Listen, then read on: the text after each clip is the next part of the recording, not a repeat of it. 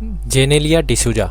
जेनेलिया डिसूजा एक भारतीय अभिनेत्री हैं जिनका जन्म 5 अगस्त 1987 को हुआ था। वे तेलुगु, हिंदी और तमिल, कन्नड़ और मलयालम फिल्मों में अभिनय करती भी हैं। पार्कर पेन के विज्ञापन में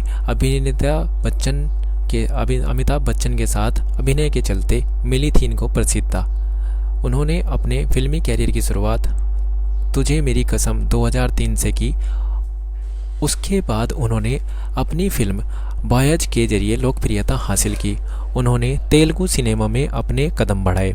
जेनेलिया ने अपना पहला फिल्म फेयर पुरस्कार 2006 में बनी रोमांस फिल्म बोमरिलू में अपने अभिनय से प्राप्त किया और उनकी इस भूमिका को दर्शकों ने काफ़ी सराहा था।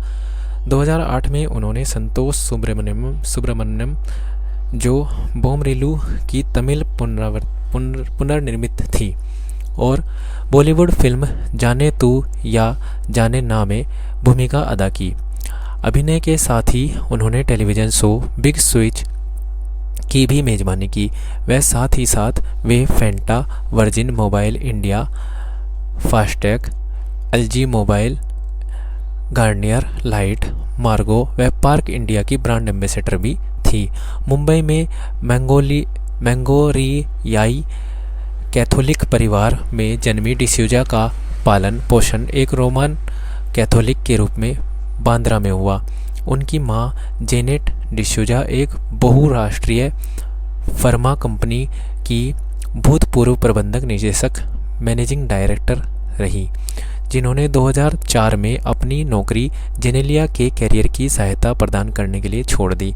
उनके पिता नील डिसूजा टाटा कंसल्टेंसी सर्विस में एक उच्च अधिकारी हैं। जेनेलिया का नाइजेल डिसूजा नाम का एक छोटा भाई भी है जो मुंबई शेयर बाजार में कार्य करता है। डिसूजा के मुताबिक उनका नाम जेनेलिया का अर्थ मुश्किल से पाई जाने वाली है।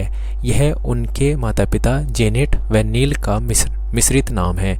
उन्होंने अक्सर उनके घरेलू नाम जीनू से जाना जाता है।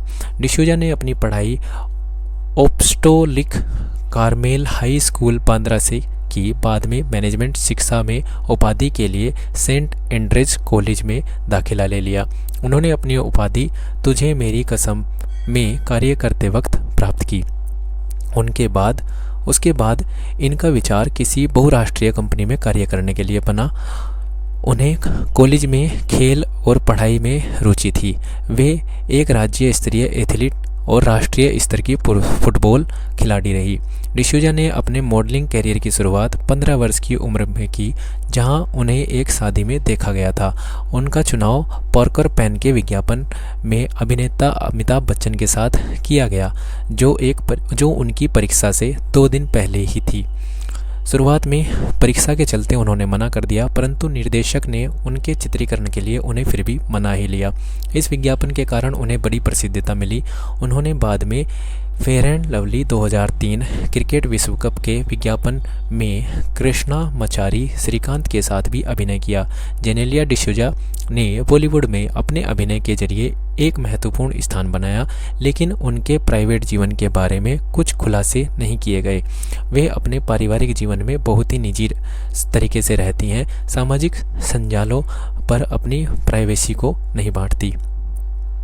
जेनेलिया डिसूजा की शादी 3 फरवरी 2012 को उनके दोस्त बॉलीवुड अभिनेता रितेश देशमुख से हुई। रितेश देशमुख भी बॉलीवुड में जाने माने अभिनेता हैं। उनकी यह जोड़ी बॉलीवुड में काफ़ी पॉपुलर है।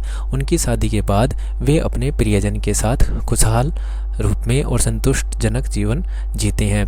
जेनेलिया डिसूजा के जीवन से हमको उनकी निरंतर सफलता और अपनी बाधाओं से लड़ने की शक्ति मिलती है।